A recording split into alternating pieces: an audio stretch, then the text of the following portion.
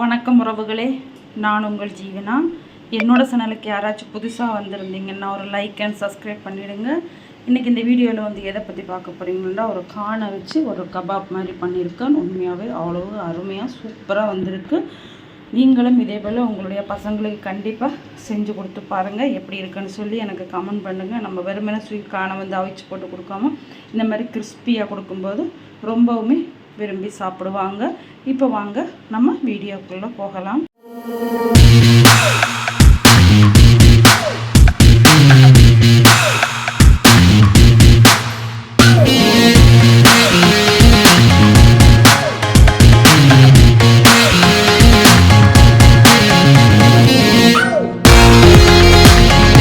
கானை வந்து நல்லா நம்ம அவிய வச்சு எடுத்தாச்சு. கொஞ்சம் சால்ட்டு போட்டு அவிய வச்சு எடுத்துட்டு இப்போ இந்த கானை வந்து நம்ம பல்ஸ் மோடில் வந்து அரைச்சிட்டு வந்துடலாம்.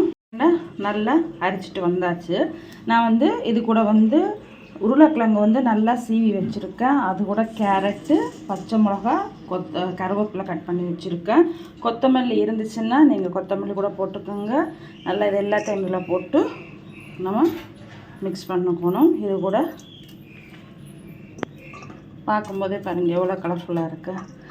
நம்ம வித்தியாசமாக கானை எப்போயும் ஒரே போல் ஸ்வீட் கானை வந்து அவிச்சு கொடுக்காம இந்த மாதிரி பசங்களுக்கு பண்ணி கொடுத்தீங்கன்னா ரொம்பவுமே விரும்பி சாப்பிடுவாங்க. ஓகே, இப்போது இதில் வந்து தேவையான அளவு சால்ட்டு போட போகிறேன். இப்போ இதில் பார்த்திங்கன்னா நம்ம கானில் வந்து சால்ட்டு போட்டு தான் அரைச்சிருக்கோம், அவிய வச்சுருக்கேன். அதனால் நம்ம சால்ட்டு வந்து பார்த்து போடணும். கூடவே தனி மிளகாத்தூள் போடணும். ஆனால் நமக்கு காரத்துக்கு வந்து தனி மிளகாத்தூள் வேணும். தனி மிளகாத்தூள், கரம் மசாலா போட்டுக்கோங்க. உங்களுக்கு காரம் எவ்வளோ வேணுமோ அதுக்கேற்ற மாதிரி போட்டுக்கோங்க.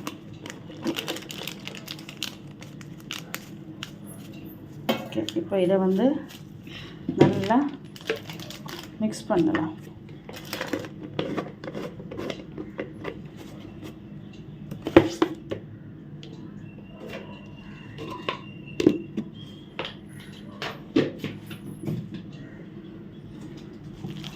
நல்லா இந்த மாதிரி கை வச்சு மிக்ஸ் பண்ணுங்கள். தண்ணி எல்லாம் எதுவும் விட வேண்டாம். நான் உங்களுக்கு மிக்ஸ் பண்ணிவிட்டு அது ஈரப்பதமாக இருந்துச்சுன்னா கொஞ்சோண்டு அரிசிமா போட்டுக்கலாம். நான் மிக்ஸ் பண்ணிவிட்டு காமிக்கிறேன். சரிங்களா, தண்ணி எதுவுமே விடையில. நம்மளுக்கு நல்லா அந்த சோளத்தில் இருக்கிற தண்ணி பதமே போதும். நான் இருந்தாலும் ஒரு ஸ்பூன் அரிசிமா போட்டு நம்ம உருண்டை பிடிச்சோம்னா கரெக்டாக இருக்குது. நமக்கு என்ன சைஸ் வேணுமோ அந்த மாதிரி கூட. இப்போ இதில் கொஞ்சோண்டு அரிசிமா போட்டுக்கலாம். கட் பண்ணி பார்த்தீங்கன்னா நல்லா ஒரு ஸ்பூன், 1.5 ஸ்பூன் நம்ம எவ்வளோ எடுத்துருக்கோமோ அதுக்கேற்ற அளவுக்கு அரிசிமா போட்டு நல்லா மறுபடியும் மிக்ஸ் பண்ணிடுங்க. அப்போ தான் நமக்கு அந்த ஈரப்பதம் எல்லாம் வெளியில் தரும். அதுவும் இல்லாமல் கொஞ்சம் கிறிஸ்பியாக கட்லெட்டு வடை. உங்களுக்கு காய்கறி கேப்சிகம் இருந்துச்சுன்னா கேப்சிகம் கூட போட்டுக்கலாம். பாருங்கள், நமக்கு அரிசிமா போட்டோன்னா கொஞ்சம் திக்காக ஆரம்பிச்சிருச்சு.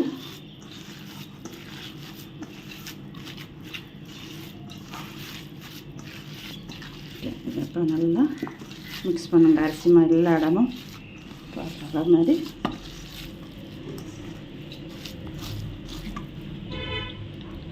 இப்போ பார்த்திங்கன்னா நல்லா குழச்சி எடுத்தாச்சு. இப்போ நான் வந்து கையில் வந்து எண்ணெய் தடவிக்க போகிறேன். அப்போ தான் நமக்கு வந்து இந்த மாதிரி நல்லா எண்ணெய் தடவிட்டு உங்களுக்கு என்ன சைஸில் வேணுமோ அந்த மாதிரி நீங்கள் உருட்டி எடுத்துக்கலாம். இந்த மாதிரி கூட நீங்கள் எடுத்துக்கலாம். இல்லை நீங்கள் வடை மாதிரி கூட போட்டு எடுத்துக்கலாம். கட்லெட் செய்வோமில்ல அந்த மாதிரி கூட எடுத்துக்கிட்டு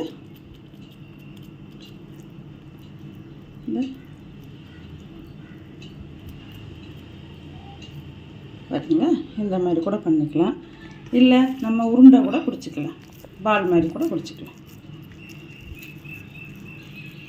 ஆனால் கையில் பாருங்கள் எண்ணெய் பூசணுன்னு ஒட்டவே இல்லை. இந்த இதை பாருங்கள் 3 இதில் வந்து காமிக்கிறோம். உங்களுக்கு எந்த விதமாக வேணுமோ நீங்கள் அந்த மாதிரி பசங்களுக்கு பண்ணி கொடுங்க. நான் பண்ணிவிட்டு உங்களுக்கு காமிக்கிறேன்.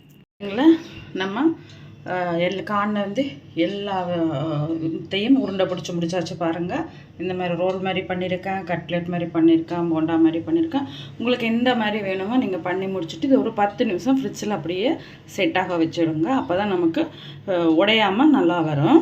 கட்லெட் வந்து நல்லா செட் ஆகிடுச்சு. 10 நிமிஷம் ஆகிடுச்சு. இப்போ நம்ம இதை வந்து எண்ணெயில் போட்டு எடுக்க வேண்டியதான். நம்ம கடாயை வச்சாச்சு.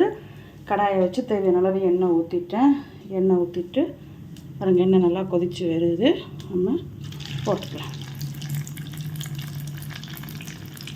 ஃபர்ஸ்ட் டைம் போடுறேன் இந்த மாதிரி டைரெக்டாக, அதனால் எனக்கு இதாயிரம் ஒன்று பயமாக இருக்குது. ஏன்னா பிரெட் கிராம்ஸ் போட்டு தான் பண்ணியிருக்கேன். இது ஃபர்ஸ்ட் டைம் இந்த மாதிரி அரிசிமா போட்டபடியாக போடுறேன். ஓகே, அவ்வளோதான் போதும். இப்போ இது நல்லா வேகட்டும்.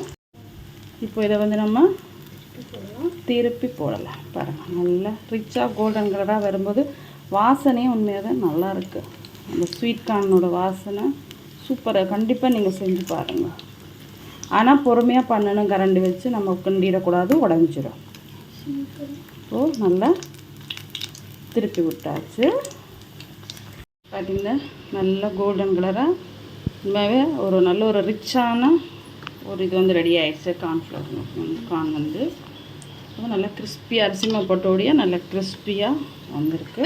இப்போ நம்ம இதை வந்து இறக்கி எடுத்துக்கலாம். நிஜமாகவே இவ்வளவு நல்லா வருமென்று நான் எதிரே பார்க்கல. நல்லா இருக்கு. நீங்களும் ஒரு வாட்டி இதை வந்து செஞ்சு பார்த்துட்டு எனக்கு சொல்லுங்கள். இப்போ வந்து இனி வந்து உருண்டை வடிவத்தில் போட போகிறேன். அடுப்பு வந்து இப்போ நான் குறைச்சி வச்சுருக்கேன். வழியா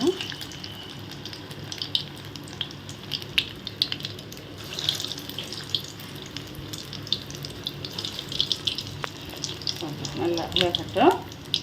சூப்பரான